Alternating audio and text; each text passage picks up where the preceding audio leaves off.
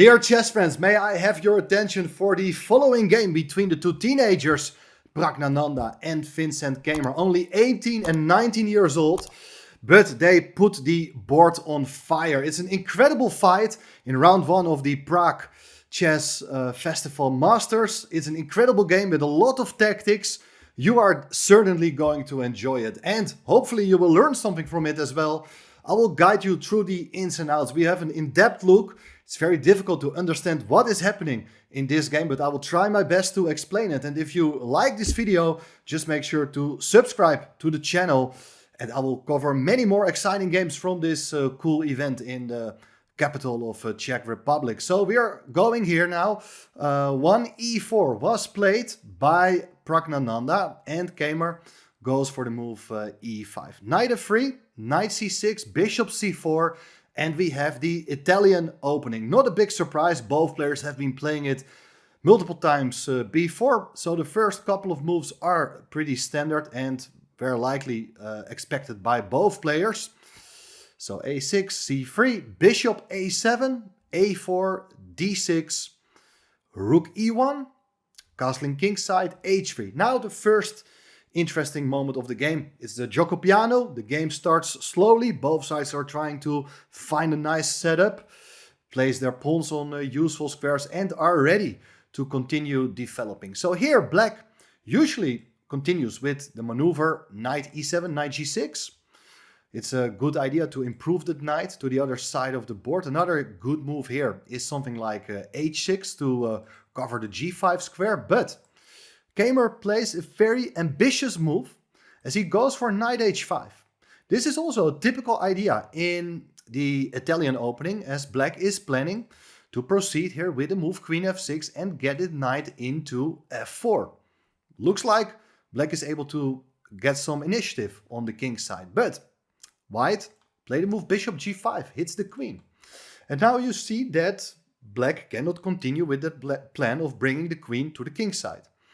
So here Keymer decides to go back with that knight to f6, which looks a bit strange, but it's still approved by the engines. And more interestingly, this has all been played before by Keymer in the recently played Isle of Man tournament. I think it was in October. He played it with the black pieces, this exact position, against Ukrainian Grandmaster Volokitin. In that game, the move knight bd2 was played.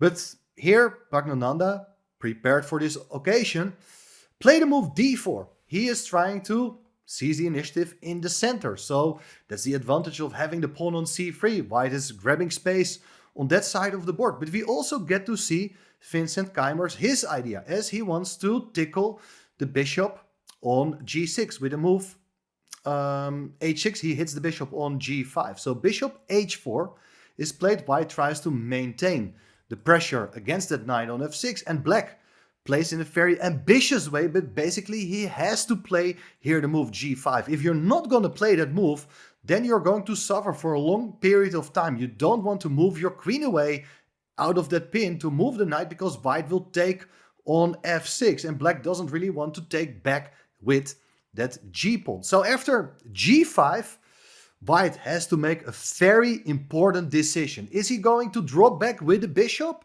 Well, in that case, black has various ways to proceed, but it will be difficult for white to prove that g5 is a weakening move.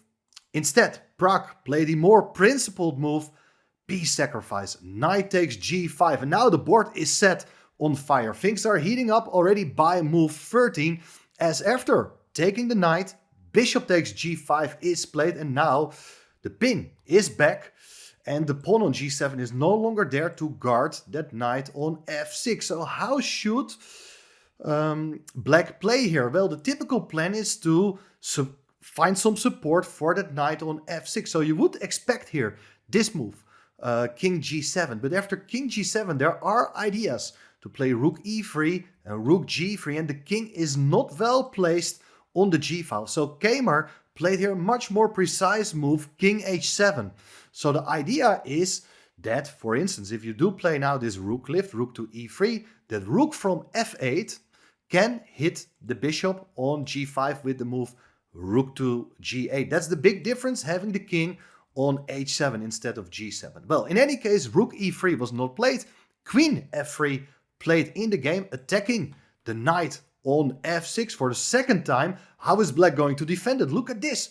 King g6. If you see this for the first time, you're in shock probably, because black is walking up with the king just to support the knight, but also to attack the bishop. Well, the bishop doesn't want to trade itself. You want to maintain the tension, keep the pieces on the board. Bishop h4 was played. And what should black do next? Well, many interesting options, but taking the pawn on d4 seems very logical, because the pawn can be taken. It's well supported by the knight, by the bishop on a7, and at some point the knight can also come into e5 to hit the queen. Well, first it's white's turn, queen to g3 with check, and the king goes back to h7. Well, a lot of interesting options here, but how should white continue? For instance, if you continue here with this move, something like knight d2, trying to get another piece into the attack, well, black is in time here. With this move, knight h5, you're unpinning the knight, attacking the queen, and white, if he moves the queen away, the bishop on h4 will be taken. So if here white decides to take the queen on d8, then black is taking the queen on g3, and black will be a piece up. So things are looking great. But with the move bishop to g5, you're preventing black from carrying out that idea. Knight h5 is not a good move here, because it can be met now by the move queen to h4, when both the queen on d8 as well as the knight on h5 are hanging. So white is winning material. That's why knight h5 is not good. Also, the move rook g8 is not a good idea here, because of queen h4 with check. And after the king goes to the g file, it's checkmate on h6. Therefore, black played here the only move, rook to h8. This looks bizarre at first, because what's the rook doing there? But it's a prophylactical move, and it's aimed against this queen check on h4, when the king can just simply go to g7, when the rook hits the queen on h4, and black is absolutely all right. Instead of queen h4, white brings its remaining pieces into the game. Knight d2. The knight joins the action, and who knows where the knight is going. Maybe it will come to f3 and look for an opportunity, for instance, to give a check later on g5. But here, this move, queen g8 is played. That's also a very remarkable idea, but you should understand that you're pinning this bishop. If you do take on f6, well, then the queens on g3, they can be exchanged. And now after d takes c3, it's a discovered check, and you're ready to take the knight on d2. And black is absolutely fine. Now the queens have come off the board. So that's the idea behind queen to g8. Still, if you go here for this move, queen to h4, then the key idea is to go king g6 to protect the knight and hit once again the queen on h4. So that's not going to work, but Prag, probably still trying to recall his preparation, or at least he must have seen similar ideas before, goes for a very sharp and ambitious move as he strikes here with the move e4, e5, attacking that knight on f6.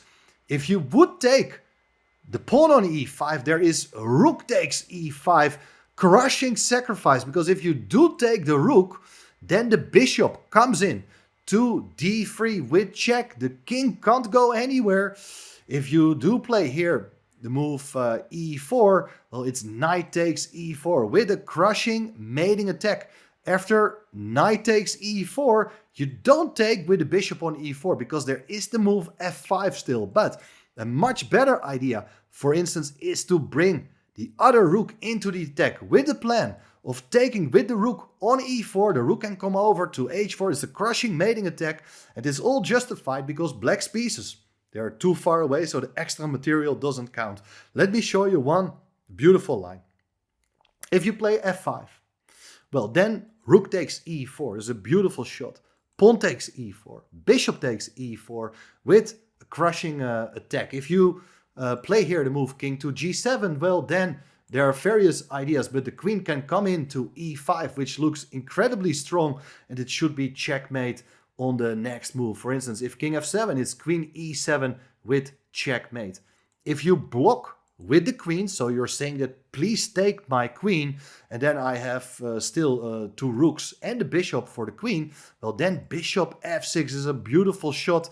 This was all not played in the game. We are going back to the analysis, to the game's continuation very soon, but these lines are so typical. If you take on e4, it's queen g7 with checkmate. If you do play rook g8, well, then it's queen h4 with checkmate. Amazing ideas, I would say. So let's go back to the game. After the move e5, black played the critical move knight to h5. So the knight is safe now, and it hits the queen on g3. White moved the queen to h4, threatening to take the knight, and that looks just winning. But now the queen comes to g6, defending the knight.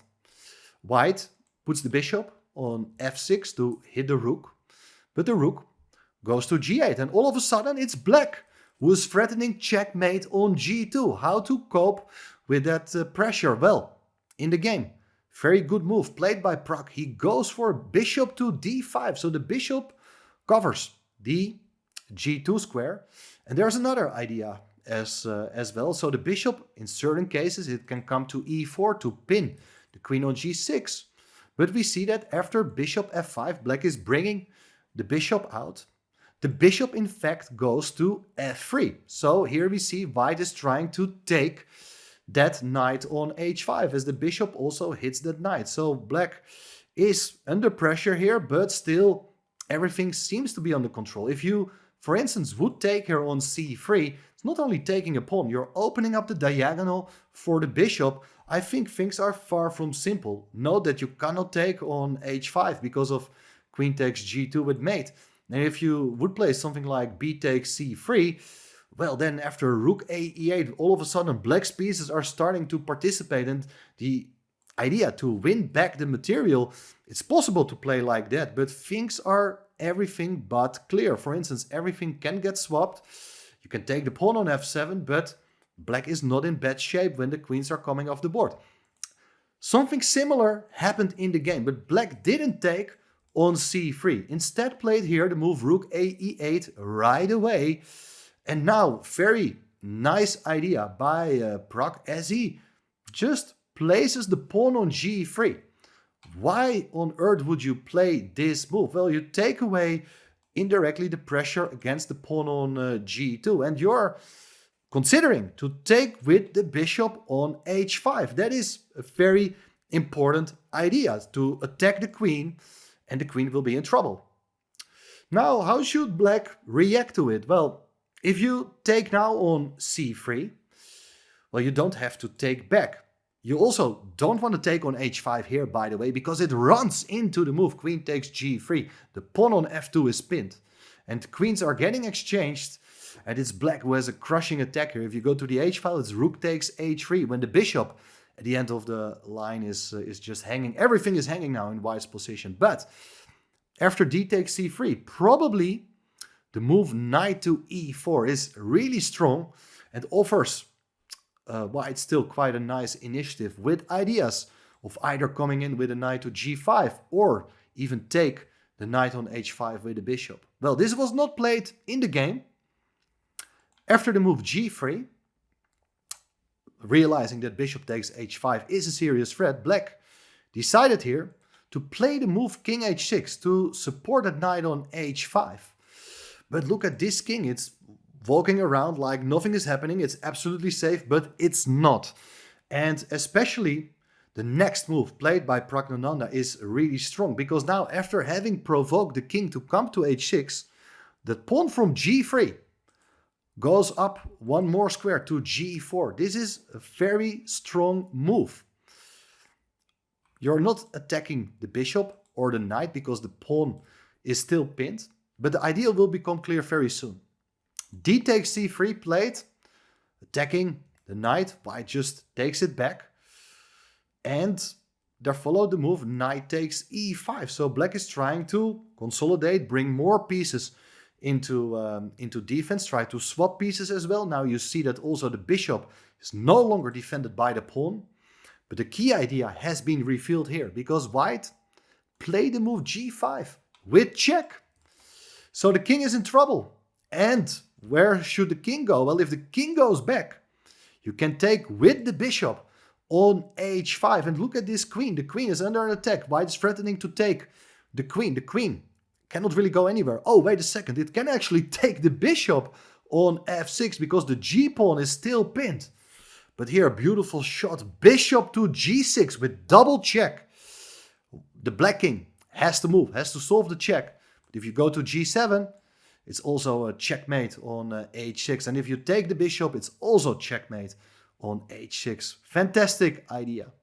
So after the move g5, black's only move is to give up the queen. Queen takes g5, bishop takes g5, rook takes g5. And we see that black is a queen down. Should be said though that black has two minor pieces, a bishop and a knight for the queen. White's king is under check, and well, you still got to figure out how to convert your material advantage. And actually, Praggnandhaa played here an accurate move. He played the move king h2 to solve the check. In hindsight, maybe it's better to put the king on h1, because now after king h2, the best move here for black is to move the bishop away, back to g6, to protect the knight on h5. And you're planning here to go forward here with the move rook f5 to hit the bishop, and indirectly the pawn on f2. You can see the bishop and the rook are eyeing that pawn on f2. Okay, white has to play precisely. If bishop g6 would have been played, bishop g4 is the key move, preventing rook f5. But still, it's a fight and black has chances to maybe save the game.